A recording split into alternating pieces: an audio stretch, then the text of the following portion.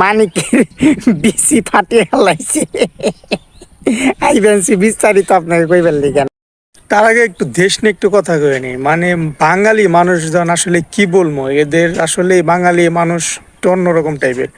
এই আমরা একটা দুর্যোগের ভিতরে আছে, একটা ভয়াবহ একটা বন্যা কবলিত বাংলাদেশে এখন একটা দুর্যোগ মোকাবেলা করতেছি। এর মধ্যে মানে কি বলবো, ওর দাবি এন দাবি তেন দাবি, এই দাবি নেয় ওই আন্দোলন, এই দাবি নেয় ওই আন্দোলন। কে রে ভাই, দেখতেছ একটা দুর্যোগে আছে দেশ, তোদের ফ্যামিলি যদি ওই দুর্যোগের মধ্যে থাকতো তোরা কি আন্দোলনের টাইম পাইতি? তোর তো কাইন্দা চিকার বাইরে কুল পাইতি না। তো ওই সব জায়গায় নিজের আগে বসে দেখতে হবো, বিবেচনা করতে হবো দেশের পরিস্থিতি।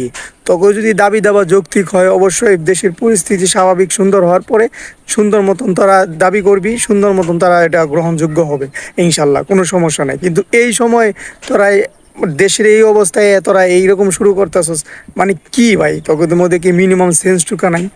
তবে এর ভিতরে একটা স্বস্তির খবর, একটা খুশির খবর হয়েছে যে শুনলাম যে ভারতে নাকি গ্যাস সরবরাহ, গ্যাসের লাইন বন্ধ করে দিছে বাংলাদেশ থেকে। এতে খুব খুশি আমি।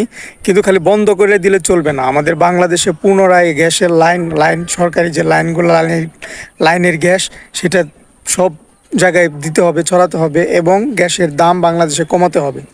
তারপর যদি আমাদের অবশিষ্ট থাকে সেটা আমরা ইন্ডিয়াকে দেব বিবেচনায় বসতে পারে। কিন্তু আমাদের দেশে পর্যাপ্ত পরিমাণ গ্যাস সবাই সঠিকভাবে সব নাগরিক পাবে এবং সুলভ মূল্যে পাবে। তারপর বাদবাকিগুলো আমরা চিন্তা করব। এটাই কার্যক্রম, এটাই জোর দাবি করতে হবে, এটাই জোর দাবি। তো আনন্দ যায় মাইনকার ব্যাপারে কিছু আলাপ আলোচনা করি। মাইনকার বিসি কেমনে ফাটলো? মাইনকারে আদালতে নেওয়ার সময় পোলা পানি এমন মনে করেন যে বেদরক মার দিয়েছে, মনে করেন যে বিসি বুসি নাকি ফাটে আলাইছে, হাসপাতালে আছে এখন। আসলে একটা কথা কি শুনেন, যে যতটুকু অন্যায় করবো তার প্রায়শ্চিত্ত এই পৃথিবীতে তারে ভোগ করে যেতে হবে। এই মাইনকে সাইদিকে ফাঁসির হুকুম দিছিল। অসংখ্য জামায়াতের নেতাকর্মীদের অন্যায়ভাবে অত্যাচার করছেন, নির্যাতন, নিপীড়ন, হত্যা মামলা সব কিছু রায় ওই মাইনকে দিছে। মাইনকে নিজের মুখের কথা, আপনারা যদি চান আমি প্রমাণ দিব, সমস্যা নাই।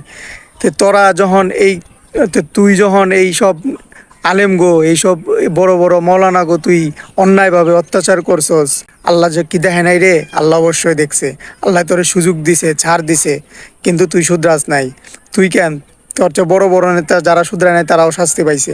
আল্লাহ আসলে সবাইকে ছাড় দিল, ছেড়ে দেয় না। এর আর একটা প্রমাণ তোর আজকে এই অবস্থা। দেখ, তোর একজন বিচারপতি, এখন তোর বিচার এখন করবার লেগে কাঠগড়ায় যায় যাওয়ার লাগতেছে। তোর কি অবস্থা? চুরের মতন পলে বেড়ে যায়, তোরে বাইন্দা টাইন্দা, তোরে বাইরা ধইরা কি এক অবস্থা বিধি ইচ্ছা করে ফেলাইছে। মানে তোর মান ইজ্জত কি সম্মান তোর সব ধুলাই ফেলাইছস। এটাই হয়েছে আল্লাহর হিসাব, এটাই হয়েছে আল্লাহর বিচার, বুঝছস? তুই যে বিচার করছস, তোর বিচার এখন কিরকম ভাবে পালিত হইতেছে দেখ, দুঃখে দুঃখে বুঝবি। এর থেকে এই তরে দেখে সবার শেখা উচিত, যারা নির্বোধ, যারা এখনো বুঝে না, তাদের এইটা দেখে শেখা উচিত।